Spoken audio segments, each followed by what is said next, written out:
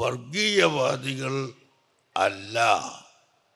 വർഗീയവാദി എന്ന് പറഞ്ഞാൽ ഒരു വർഗത്തിൻ്റെ ആശയം മറ്റൊരു വർഗത്തെ അടിച്ചേൽപ്പിക്കുകയാണ്. അത് നാം ഒരിക്കലും ചെയ്തിട്ടില്ല. വർഗീയവാദം നമുക്ക് ഇല്ല. അതുപോലെ ടെററിസം എന്ന് പറയുന്ന ഭീകരപ്രവർത്തനം അത് നമുക്ക് ഒരിക്കലും അനുവദനീയമല്ല. അതിവിടെ ആവശ്യവുമില്ല, അനുവദനീയവുമല്ല.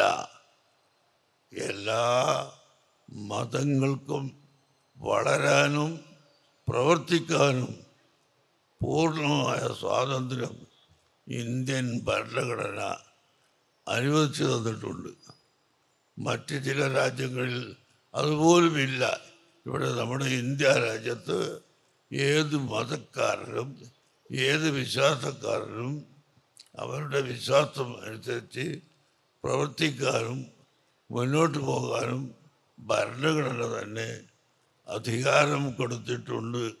ആ നിലയിൽ ജനങ്ങൾ മുന്നോട്ട് പോയിക്കൊണ്ടിരിക്കുമ്പോൾ എല്ലാവരും സമന്മാരാണ് എന്നാണ് ഞങ്ങൾ നിങ്ങളോട് പറയുന്നത്.